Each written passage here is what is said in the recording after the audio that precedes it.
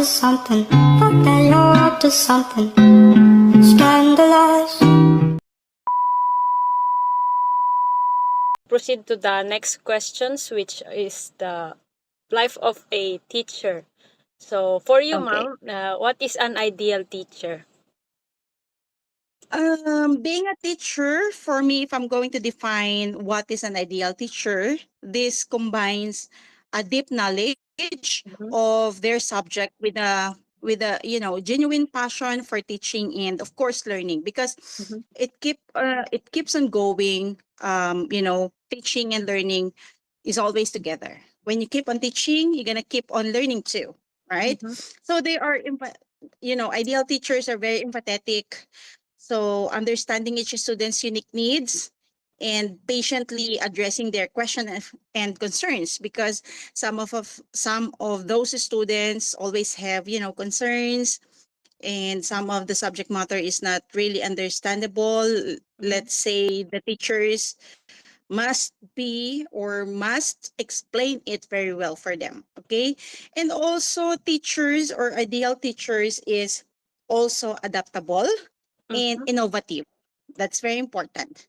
You're going to So, incorporate new techniques, yeah, mhm. new techniques, and of course, new technologies. Mhm. And of course, ideal teachers uses effective communication, Mhm. because this effective communication is a key, as they can explain complex concepts clearly.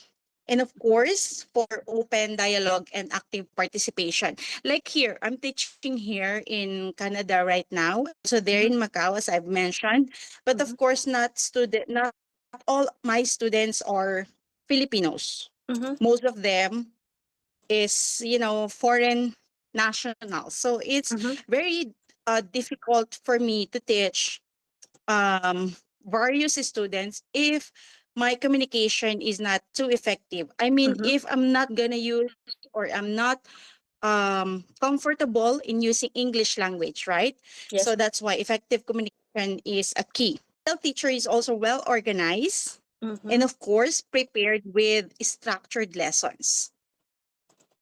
Because if you are not prepared coming to class, then what will Mhm. happen to your class, right? Yeah. Mhm. And of course, you're going to create an inclusive and safe learning environment for Mhm. them. So, Yeah, basically, the number one characteristic you must have for you is to become a flexible teacher, because you said you have to become adaptable and innovative, right? Okay.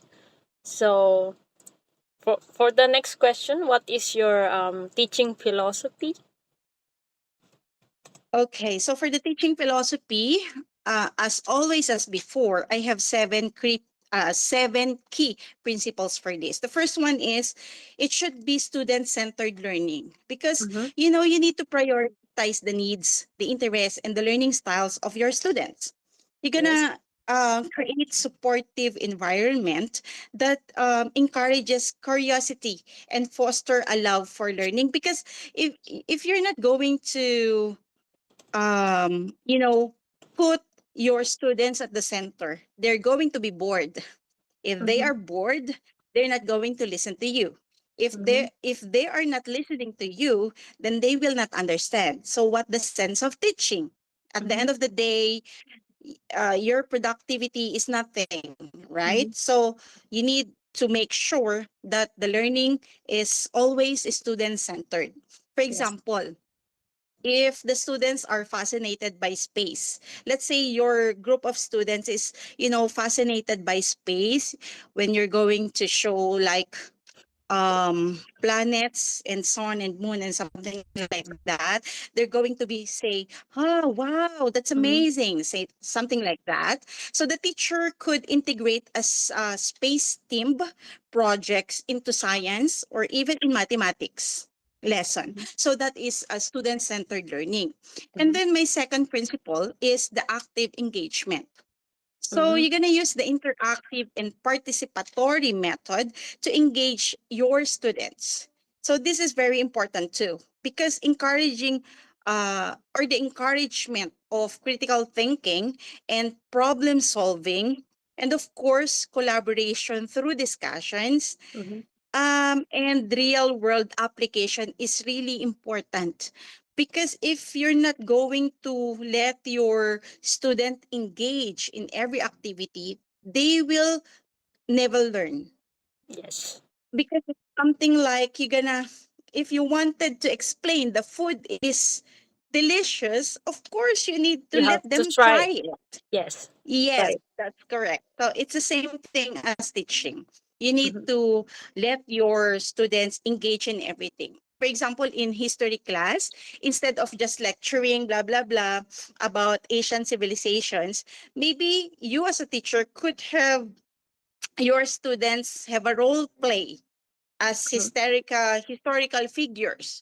Maybe they can also have a debate historical events. In that way, the lessons and the important terms that they need to remember, they will remember because of the engagement, because of the active engagement.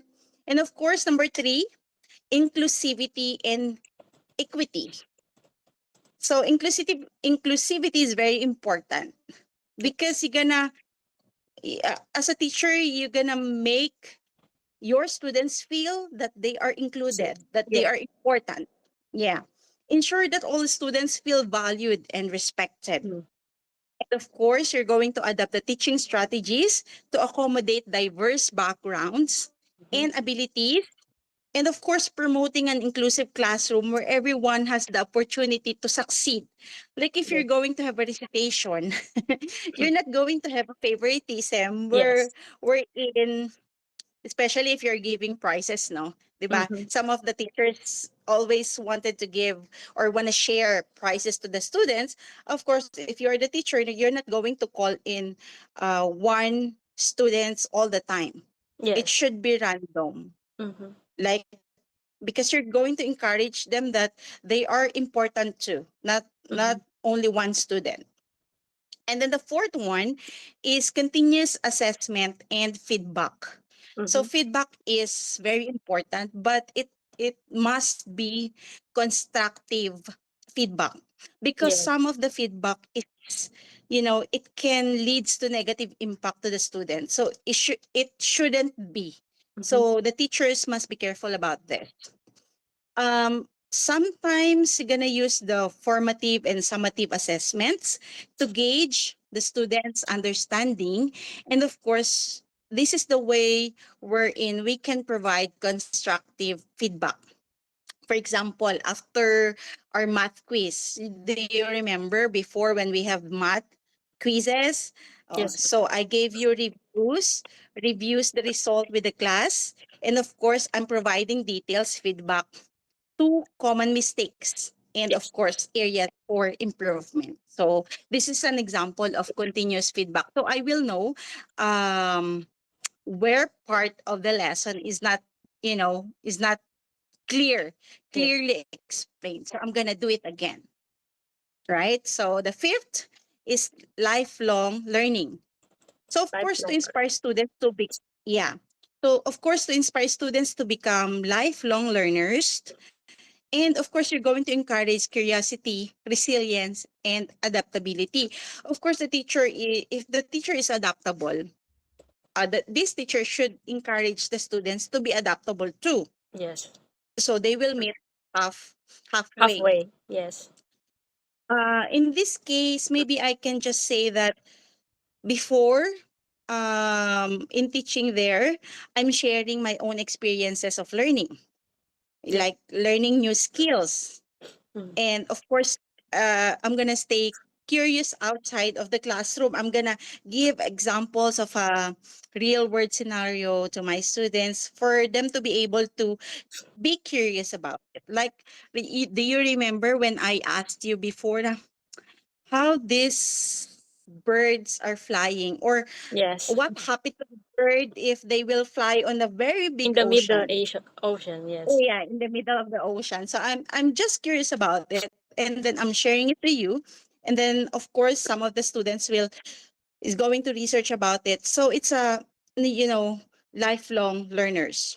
Mm-hmm. So and that the sixth is the holistic development. Holistic development.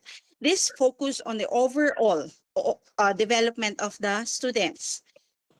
You're going to include their emotional, their social, and their intellectual growth. It's not just the subject matter itself, but Yes. of course their emotional and social status too should have a progress. For example, during a group project, uh, the teacher, or I am emphasizing the importance of a teamwork. So Yes. this is holistic development. Like, oh, group yourselves into three, and then you're gonna work on your project like this. Mhm. So I just remember I experienced, other groups are complaining, Mom, my My group the mate other member of the uh, group, my group mate is not, helping. participating. I'm Mhm. just, yeah, yeah, something like that. So the teacher is responsible in giving them advices Mhm. wherein they can, have the teamwork, even Mhm. if they have differences Yes. like schedule, like their favorite topics, like everything. So yeah, that's holistic development. And then the last one is technology integration. We all know that we are already in an IT world. We're in digitally inclined or Mhm. technologically inclined is very important. So as a teacher, you shouldn't be, how do I say yung parang laos na? How do I say that in a proper term? It's like they Yung don't parang, adapt from you. yeah, Like, parang they are very scared of changes. Like mhm. if now the presentation should be in a PowerPoint or should be in a Canva or anything, then you should learn how to Yes, do that. Some of the teachers or some of the students is avoid. scared or Yes. afraid or avoiding, making a way to avoid that. Mhm. So it shouldn't be, because technological integration, you're gonna use the digital tools and resources to facilitate access to information. Mhm. You need to collaborate, and of course you're going to have innovative learning opportunities if you have this, because if your students is going to apply for work, it's a big help for them that they know everything already, like using those softwares and all. Yeah. So yeah, so by that teaching philosophy, for me, I always wanted to create and enriching the dynamic educational system. So teaching philosophy for me comprises those principles. Yeah. Yeah. So the next one is what do you feel are the biggest challenges facing today's education system? I don't know if this is the right question, Biggest but differences. I'm just reading the one that's given here. But yeah, so it says, what do you feel are the biggest challenges facing today's in education system? Okay, so every system, like in a business, education, in health, Mm-hmm. they have their own pros and cons. Mm-hmm. So here, with that pros and cons, of course, that pros and cons tends to create challenges to the education system specifically. No? So in today's education system, it faces significant challenges, including inequality in access, because not everybody has the access in education, especially in the Yes. Philippines. And of course, the resources, they don't have access in the resources. Like resources, I'm talking about, like if they have the internet, if they have books, if they have experts that can help Help them them. with. Mm-hmm. Yeah. And of course, another challenge is teacher shortages. Because remember when I told you my son in Mm-hmm. their classroom, they have 70 students in one Wow. teacher. So Oh, it's a yeah. very big group. The teacher cannot handle the group Very anymore. challenging. Maybe the teacher is just focusing to the 35 students in front. But Yes. what happened to the 35 students at the back? Yeah. Just a parent. I will be, this is uh parang call na for the parents to, it's going to be the concern of the parent, because the students are going to the school, sitting down in the classroom, but Not learning getting the nothing. quality, the one they Yeah, want. of course the quality too. Yeah, that's it. I know that all the teachers wanted to teach the Fairly. students and wanted to share and impart their knowledge, but of course that scenario, it's very difficult for them to do that. So yun, that is why I think those are all included into the biggest challenges of the education system. Yeah. So, how about the suggestions po? What are your suggestions on this challenges? Okay, I'm not in the foot to advise or suggest for this, problems, but I'm gonna share what's on my mind. Mm-hmm. So I know to address the complex challenges in today's educational system, of course, a collaborative and comprehensive approach is very essential. Yung pagtutulungan ba? Yes. Pagtutulungan ng teachers, students, parents, the Yes. LGU, the government and everything. So the stakeholders too. So they need to work harder together to surpass these problems. For example, to tackle inequality in access and resources, increasing funding for undeserved schools. Mm-hmm. Um, you can expand, the early childhood education programs can ensure that all students, regardless of their background, receive quality education because some of the students, like on the early age, is not getting the quality of education. Like, yung meron tayo dyan na program na it's Kinder 1 and Kinder 2, I think. Yung mga ganun, daycare, Yeah, daycare. di ba? It's like preparatory grade before going to kinder one, I think. Yeah. So they should focus on that too because they're uh, they're leaving them behind. Parang ang nangyayari, the parents are the one who's Stopping them. helping the teacher on that. Yeah, they helping the teacher and helping the students as well on that particular level. So I think this one should be the start focusing on the students, helping the students. And of course, yung teacher shortages, Mhm. if you're going to address that, you're gonna improve the salaries Yeah, of course. and benefits. Salary and Yes, because benefits. yeah, because you know, getting big salaries can attract your workers to Yes. stay. Kaya yung mga retention issues, mawawala yon if you're going to give them the benefits that they need for their Yeah, family or for the worker themselves. itself. And of course, the bigger, they're not going to think about like, oh, I'm going to migrate to Canada because they have bigger salaries and something like that. Of course, you're going to embrace the profound impact you can have on their lives by fostering, again, curiosity. They must be curious. This is very important. You're going to encourage critical thinking. And of course, you're going to create a supportive and inclusive environment. Please let all your students know and feel that they are very important. You should respect them. You should respect their emotion or their feelings, I mean. And then you need to fully understand that the path of becoming an exceptional teacher requires pasensya, patience, Yes. dedication, and of course, your continual willingness to learn and adapt.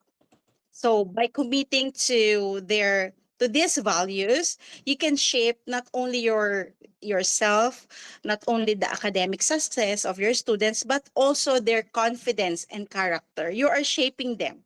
If you are the teacher, you are just shaping them. You are their second mother or father, parang Mhm. second parent, no? Yes. So you're gonna stay passionate, you're gonna stay resilient, very, very strong, and then you remember that every challenge you face is an opportunity to make a meaningful difference in the lives of others. So I think if you're gonna, absorb that message, you can be a very, very good teacher in the future. I mean, I face a lot of difficulties, but because of this message, I feel motivated right away to continue, just continue. So, thank you for all the message. I mean, all the for answering all my questions. to this interview, and good luck to your new environment, and always be a inspiring person to anyone. So thank you so Thank much, you. Ma'am Amina, for giving your Thank you insights. so much. God bless. Thank you. Following my conversation with Dr. Clerigo, my old professor and instructor, she mentioned something that truly sticks in my memory, which is all the challenges you face is an opportunity. It's important to realize that this kind of career path includes several problems, which you may choose to confront positively or negatively, because being a teacher requires a lot of courage, because it's a great responsibility and it's not just a simple job. So, as you will also teach individuals and students in beginning to dream, realizing their aspirations, and of course becoming a grown-ups, not only should you convey knowledge, but you should also inspire and care for your students. Dr. Clerigo also taught me to be adaptable and empathic.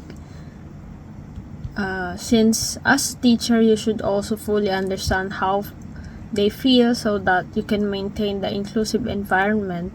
At the same time, to be passionate for us to have a driving force to continue to teach and love our profession, whatever obstacles or barriers are we facing. Lastly, we should respect our students in all aspects,